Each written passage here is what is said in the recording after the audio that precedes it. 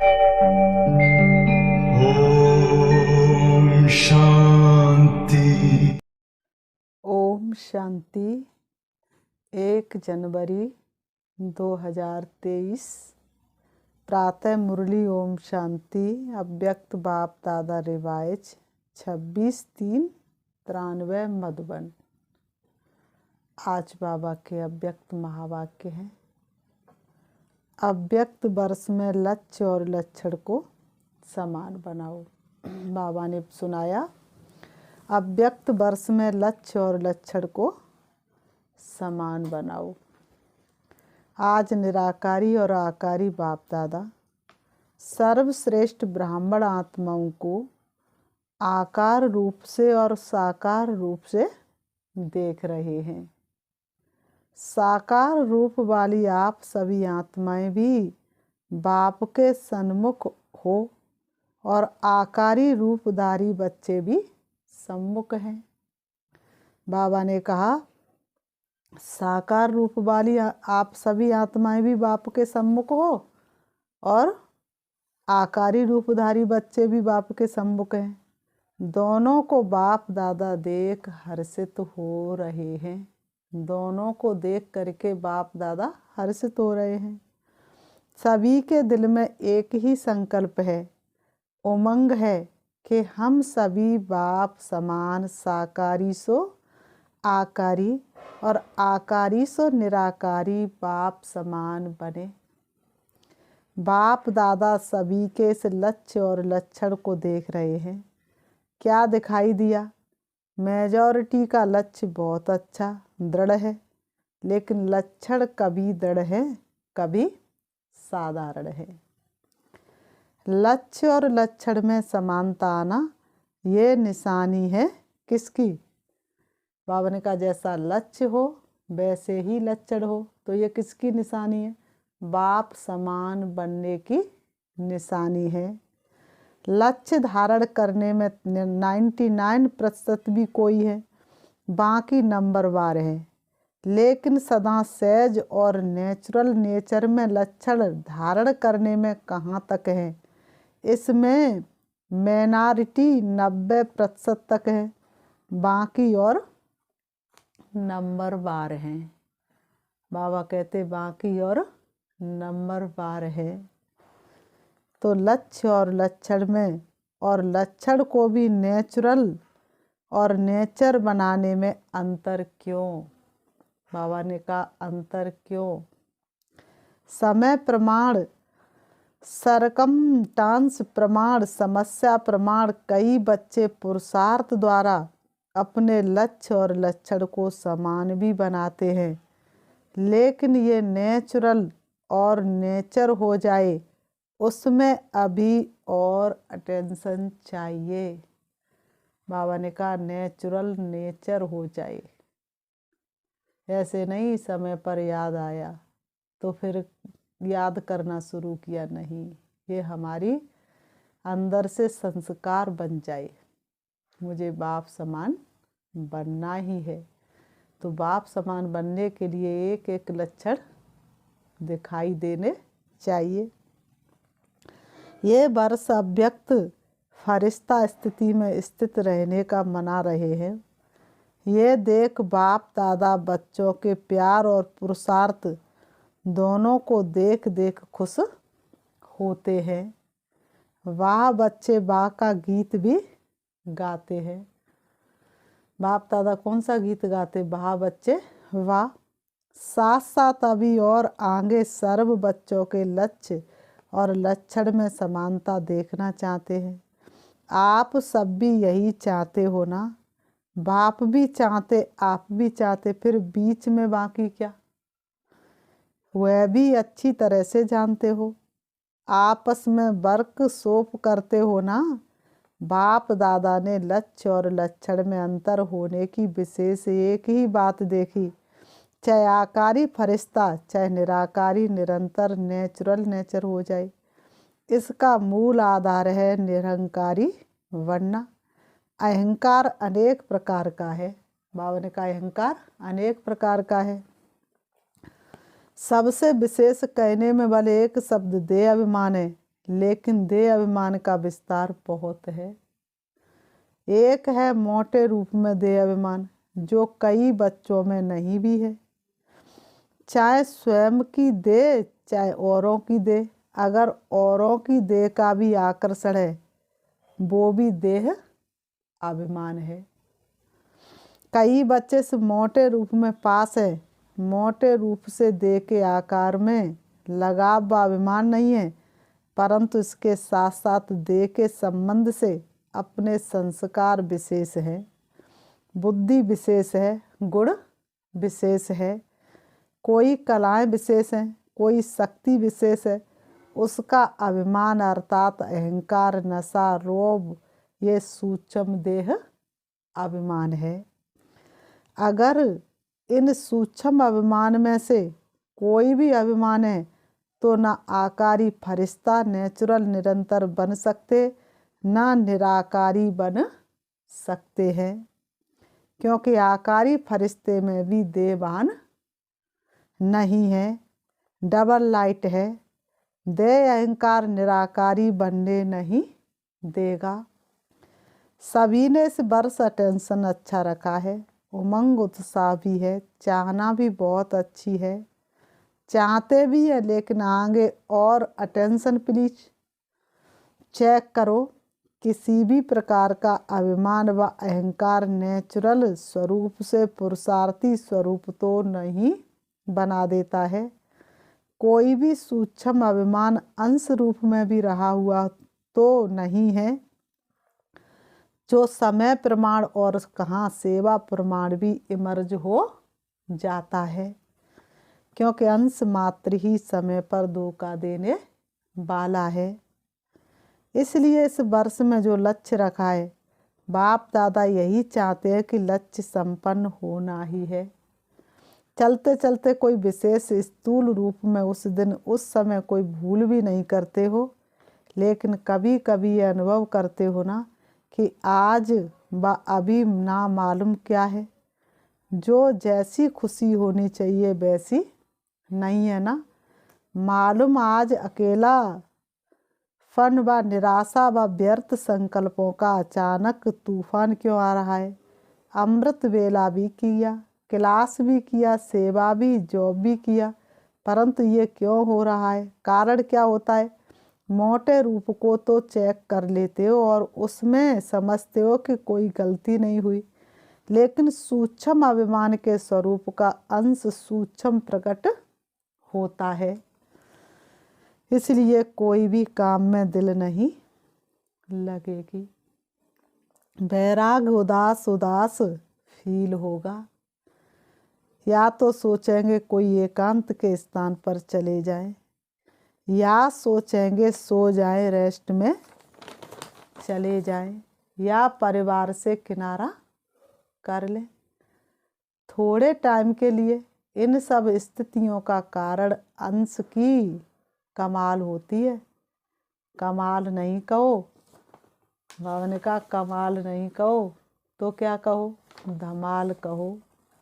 तो संपूर्ण निरंकारी बनना अर्थात आकारी निराकारी सहज बनना।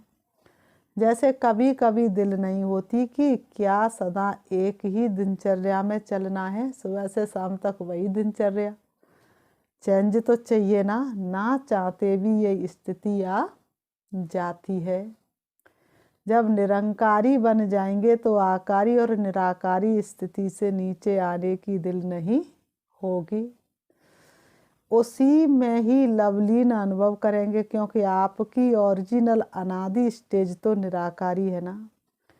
निराकार आत्मा ने इस शरीर में प्रवेश किया है, शरीर ने आत्मा में नहीं प्रवेश किया, आत्मा ने शरीर में प्रवेश किया।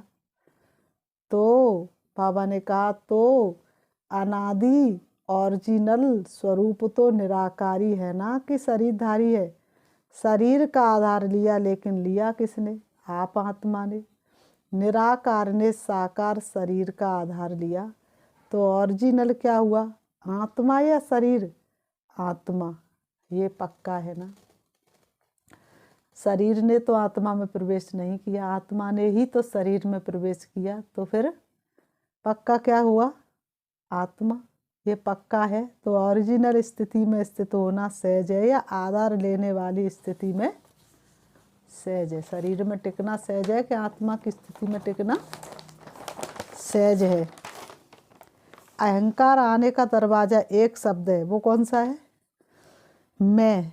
तो ये अभ्यास करो, जब भी मैं शब्द आता है तो ओरिजिनल स्वरूप सामने लाओ। मैं कौन? मैं आत्मा या फलाना फलानी औरों को ज्ञान देते हो ना, मैं शब्द ही उड़ाने वाला है, मैं शब्द ही नीचे लाने वाला है। मैं शब्द ही ऊपर ले जाता है तो मैं शब्द ही नीचे लाता है।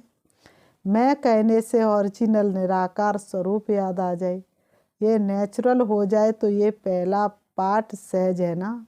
तो इसी को चेक करो, आदत डालो, मैं सोचा और निराकारी स्वरूप स्मृति में आ जाए। कितनी बार मैं शब्द कहते हो, मैंने ये कहा, मैं ये करूँगी, मैं ये सोचती हूँ। अनेक बार मैं शब्द यूज करते हो तो सहज विधि ये है निराकारी व आकारी बनने की। जब भी मैं शब्द यूज करो फौरन अपना निराकारी ओरिजिनल स्वरूप सामने आए। बाबा ने कहा ये मुश्किल है व सहज है? पूछ रहे बाबा, ये मुश्किल है या सहज है? फिर तो लक्ष्य और लक्षण समान हुआ ही पड़ा है। सिर्फ ये युक्ति निरंकारी बनाने का सहज साधन अपना करके देखो, ये देहभान का मैं समाप्त हो जाए, क्योंकि मैं शब्द ही देह अहंकार में लाता है। और अगर मैं निराकारी आत्मा स्वरूप हूँ, ये स्मृति में लाएंगे तो ये मैं शब्द ही देहभान से परे ले जाएगा। ठीक है ना? सारे दिन में 25-30 बार तो जरूर करते होंगे, बोलते नहीं हो तो सोचते तो होंगे। मैं ये करूँगी, मुझे ये करना है। प्लान भी बनाते हो तो सोचते हो ना।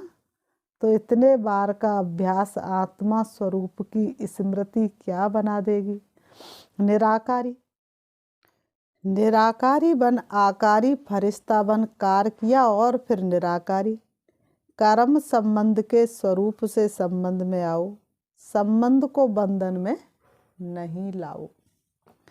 देह अभिमान में आना अर्थात कर्म बंधन में आना, देह संबंध में आना अर्थात कर्म संबंध में आना, दोनों में अंतर है। देह का आधार लेना और देह के बस होना, दोनों में अंतर है। एक तो देह का आधार लेना और दूसरा देह के बस में होना। फरिश्ता व निराकारी आत्मा देह का आधार लेकर देह के बंधन में नहीं आएगी, संबंध रखेगी लेकिन बंधन में नहीं आएगी। तो बाप दादा फिर इसी वर्ष में रिजल्ट देखेंगे कि निरंकारी आकारी फरिश्ते और निराकारी स्थिति में लक्ष्य और लक्षण कितने समान हुए। मानता की निशानी है निर्माणता। जितना निर्माण उतना सबके दिल में महान सुतह ही बनेंगे। बिना निर्माणता के सर्व के मास्टर सुखदाता बन नहीं सकते। निर्माणता निरंकारी सहज बनाती है। निर्माणता का बीज मानता का फल स्वतः ही प्राप्त कराता है। निर्माणता सबके दिल में दुआएं प्राप्त कराने का सहज साधन है। निर्माणता सबके मन में निर्माण आत्मा के प्रति सहज प्यार का स्थान बना देती है। निर्माणता महिमा योग्य स्वतः ही बनाती है। तो निरंकारी बनने की विशेष निशानी है निर्माणता। वृत्ति में भी निर्माणता, दृष्टि में भी निर्माणता, वाणी में भी निर्माणता, संबंध संपर्क में भी निर्माणता। ऐसे नहीं कि मेरी वृत्ति में नहीं था लेकिन बोल निकल गया, नहीं। जो वृत्ति होगी वो दृष्टि होगी, जो दृष्टि होगी वो वाणी होगी, जो वाणी होगी वही संबंध संपर्क में आएगा। चारों में ही चाहिए, 3 में है 1 में नहीं है तो भी अहंकार आने की मार्जिन है। इसको कहा जाता है फरिश्ता। तो समझा बाप दादा क्या चाहते हैं और आप क्या चाहते हो। चाहना दोनों की एक है, अभी करना भी एक करो। जो बाप दादा चाहते वही बच्चे चाहते, चाहना दोनों की एक है। तो बाबा ने कहा करना भी एक करो। अच्छा, आगे सेवा के नए नए प्लान क्या बनाएंगे। बाबा कहते हैं आगे सेवा के नए नए प्लान क्या बनाएंगे। कुछ बनाया है, कुछ बनाएंगे। चाहे ये वर्ष, चाहे आगे का वर्ष, जैसे और प्लान सोचते हो कि भाषण भी करेंगे, संबंध संपर्क भी बढ़ाएंगे, बड़े प्रोग्राम भी करेंगे, छोटे प्रोग्राम भी करेंगे, ये तो सोचते ही हो। लेकिन वर्तमान समय के गति प्रमाण अभी सेवा की भी फास्ट गति चाहिए। सेवा की भी फास्ट गति चाहिए। वो कैसे होगी? वाणी द्वारा, संबंध संपर्क द्वारा तो सेवा कर ही रहे हो, मनसा सेवा भी करते हो, लेकिन अभी चाहिए थोड़े समय में सेवा की सफलता ज़्यादा हो। थोड़े समय में सेवा की सफलता ज़्यादा हो। सफलता अर्थात रिजल्ट, उसकी विधि है कि वाणी के साथ साथ पहले अपनी स्थिति और स्थान के वाइब्रेशन पावरफुल बनाओ। जैसे आपके जड़ चित्र क्या सेवा कर रहे हैं, वाइब्रेशन द्वारा कितने भक्तों को प्रसन्न करते हैं। डबल विदेशियों ने मंदिर देखे हैं, आपके ही तो मंदिर है ना। बाबा ने कहा डबल विदेशियों ने मंदिर देखे, आपके ही तो मंदिर है ना। कि सिर्फ भारत वालों के मंदिर हैं, आपके चित्र सेवा कर रहे हैं ना। तो वाणी द्वारा भल करो, लेकिन अभी ऐसी प्लानिंग करो, वाणी के साथ साथ वाइब्रेशन की ऐसी विधि बनाओ जो वाणी और वाइब्रेशन डबल काम करे। वाइब्रेशन बहुत काल रहता है। वाणी से सुना हुआ कभी कभी कईयों को भूल भी जाता है, लेकिन वाइब्रेशन की छाप ज़्यादा समय चलती है। जैसे आप लोग अपने जीवन में अनुभवी हो कि कोई का उल्टा वाइब्रेशन अगर आपके मन में या बुद्धि में बैठ जाता है तो उल्टा कितना समय चलता है। वाइब्रेशन अंदर बैठ जाता है ना, और बोल तो उसी समय भूल जाएगा, लेकिन वाइब्रेशन के रूप में मन और बुद्धि में छाप लग जाती है, और कितना समय उसी वाइब्रेशन के बस उस व्यक्ति से व्यवहार में आते हो, चाहे उल्टा हो चाहे सुलटा हो, लेकिन वाइब्रेशन मुश्किल से मिटता है। लेकिन यह रूहानी वाइब्रेशंस फैलाने के लिए पहले अपने मन में बुद्धि में व्यर्थ वाइब्रेशंस समाप्त करेंगे, तब रूहानी वाइब्रेशन फैला सकेंगे।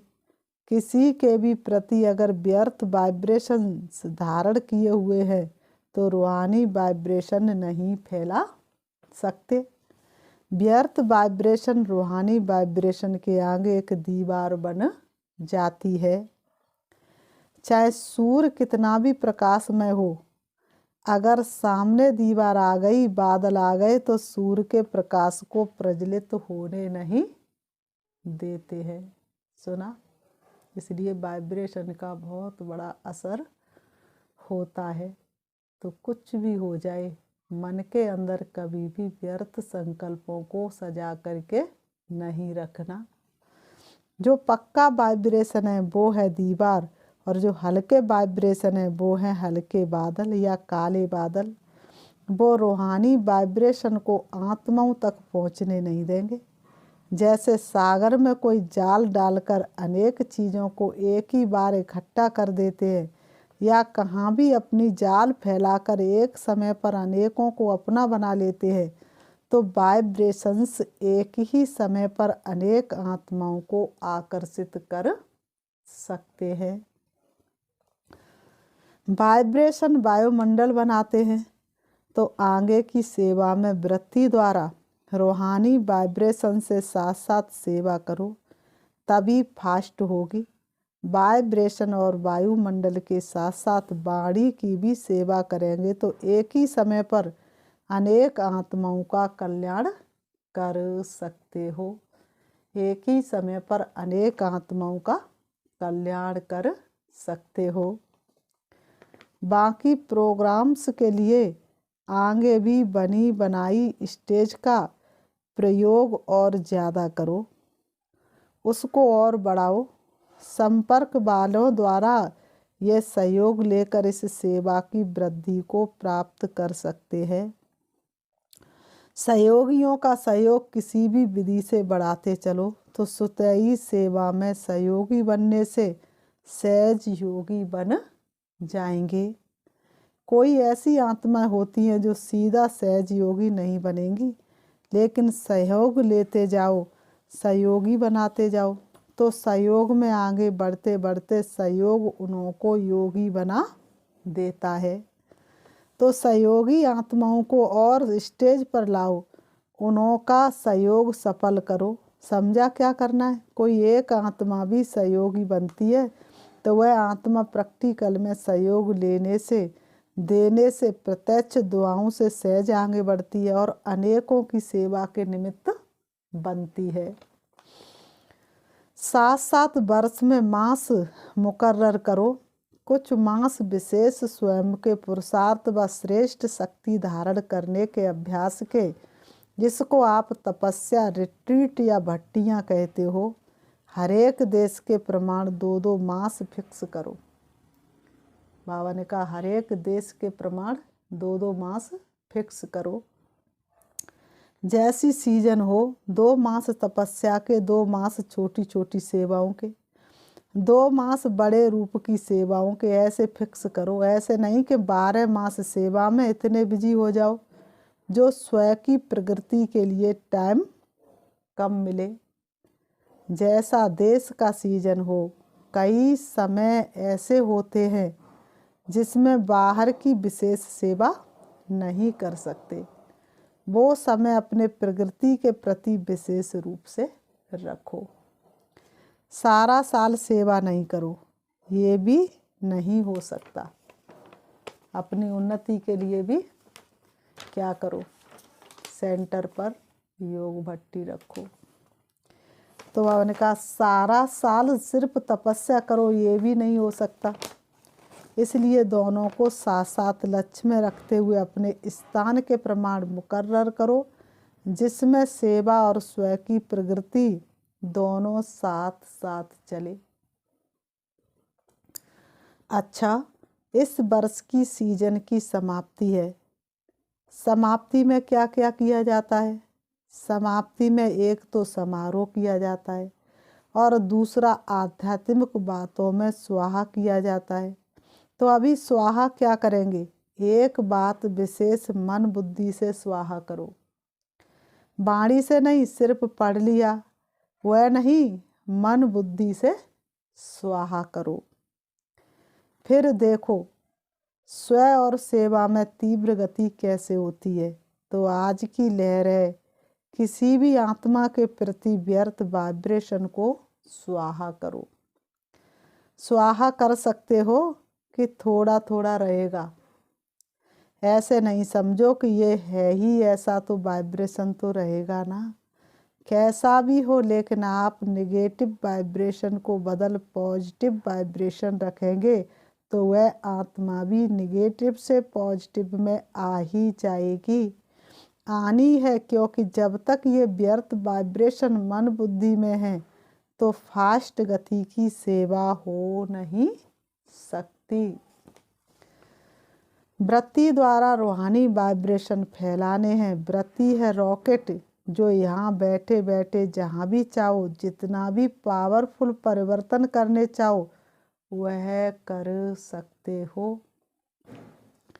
ये रूहानी रॉकेट है, जहाँ तक जितनों को पहुँचाने चाहो। तो बाबा ने कहा उतना पावरफुल वृत्ति से वाइब्रेशन से वायुमंडल बना सकते हो। चाहे वो रियल में रॉन्ग भी हो, लेकिन आप उसका रॉन्ग धारण नहीं करो। रॉन्ग को आप क्यों धारण करते हो? ये श्रीमत है क्या? समझना अलग चीज़ है। नॉलेजफुल भले बनो, लेकिन नॉलेजफुल के साथ पावरफुल बन करके उसको समाप्त करो। समझना अलग चीज़ है, समाना अलग चीज़ है। समाप्त करना और अलग चीज़ है। भल समझते ये रॉन्ग है, ये राइट है, ये ऐसा है, लेकिन अंदर वह समाओ नहीं। बाबा ने कहा लेकिन अंदर वह समाओ नहीं। समाना आता है, समाप्त करना नहीं आता है। ज्ञान अर्थात समझ, लेकिन समझदार उसको कहा जाता है जिसको समझना भी आता है और मिटाना भी आता है, परिवर्तन करना भी आता है। इस वर्ष में मन और बुद्धि को बिल्कुल समर्थ से फ्री करो, यही फास्ट गति को साधारण गति में ले आती है। इसलिए ये समाप्ति समारोह करो अर्थात स्वाहा करो, बिल्कुल क्लीन, कैसा भी है लेकिन क्षमा करो। शुभ भावना शुभ कामना की वृत्ति से शुभ वाइब्रेशन धारण करो, क्योंकि लास्ट में आगे बढ़ते हुए यही वृत्ति वाइब्रेशन आपकी सेवा बढ़ाएगी। तब जल्दी से जल्दी कम से कम 9 लाख बना सकेंगे। समझा क्या स्वाहा करना है? पूछ रहे बाबा, समझा क्या स्वाहा करना है? व्यर्थ वृत्ति व्यर्थ वाइब्रेशन स्वाहा। फिर देखो नेचुरल योगी और नेचर में फरिश्ता बने ही हुए हैं। इस अनुभव पर रिट्रीट करो, वर्कशॉप करो। कैसे होगा? नहीं, ऐसे होगा। अच्छा, सदा स्वयं को बार बार ओरिजिनल स्वरूप में निराकारी हूँ, ऐसे निश्चय और नशे में उड़ने वाले सदा निर्माणता द्वारा महानता की प्राप्ति के अनुभवी आत्माएं, ऐसे निर्माण सदा महान और सदा आकारी निराकारी स्थिति को नेचर और नेचुरल बनाने वाले सर्वश्रेष्ठ आत्माओं को बाप दादा का बहुत बहुत, बाबा ने बहुत बहुत बहुत याद प्यार और नमस्ते। रूहानी हम बच्चों की रूहानी बाप दादा को याद प्यार और नमस्ते नमस्ते नमस्ते। वरदान, इस मर्जीवा जीवन में सदा संतुष्ट रहने वाले इच्छा मात्रम अविद्याभव। इस मर्जीवा जीवन में सदा संतुष्ट रहने वाले इच्छा मात्रम अविद्याभव स्पष्टीकरण है। आप बच्चे मर्जीवा बने ही हो सदा संतुष्ट रहने के लिए। जहाँ संतुष्टता है वहाँ सर्व गुण और सर्व शक्तियाँ हैं, क्योंकि रचयिता को अपना बना लिया तो बाप मिला तो सब कुछ मिला। सर्व इच्छाएं इकट्ठी करो, उनमें भी पदम गुणा ज़्यादा मिला। उसके आगे इच्छा ऐसे जैसे सूर्य के आगे दीपक। इच्छा उठने की तो बात ही छोड़ो, लेकिन इच्छा होती भी है ये क्वेश्चन भी नहीं उठ सकता। सर्व प्राप्ति संपन्न, इसलिए इच्छा मात्रम अविद्या सदा संतुष्ट मणि है। स्लोगन, जिनके संस्कार इजी है वे कैसी भी परिस्थिति में स्वयं को मोल्ड कर लेंगे। जिनके संस्कार इजी है वे कैसी भी परिस्थिति में स्वयं को मोल्ड कर लेंगे। अच्छा, ओम शांति। अभी हम 5 मिनट शिव बाबा को याद करेंगे, हटाएंगे अपने मन को सारी व्यर्थ बातों से। अपने आप को देखेंगे, अपने आप से पूछेंगे मैं कौन हूँ? तो मैं आत्मा हूँ। मुझे आत्मा ने इस शरीर में प्रवेश किया है। शरीर मुझे आत्मा का वस्त्र है। जो आत्मा ने इस शरीर रूपी वस्त्र को पहना हुआ है, मैं आत्मा इससे अलग हूँ। कभी भी इस वस्त्र को धारण कर सकती हूँ, कभी भी इस वस्त्र को छोड़ सकती हूँ। अब मैं आत्मा सर्वशक्तिवान पिता परमात्मा जो परम धाम के रहने वाले हैं, उनसे मिलने के लिए आत्मा स्वरूप में स्थित होकर मैं चली जा रही हूँ। मेरे मन के अंदर बहुत खुशी और उमंग है। वास्तव में मैं किसकी संतान हूँ? कौन मुझे पढ़ा रहा है? कौन मुझसे मीठे बच्चे कह रहा है? पुरानी देह और दुनिया से दूर मैं चली जा रही हूँ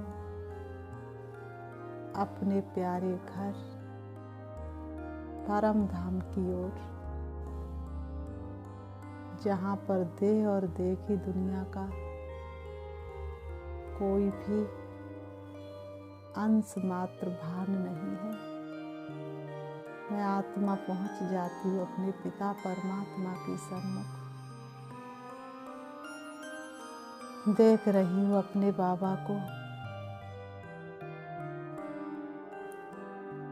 शिव बाबा से मैं शक्ति ले रही हूँ। उनकी किरणें मुझ आत्मा का श्रृंगार कर रही हैं। मैं आत्मा दिव्य गुणों से सजती जा रही हूँ।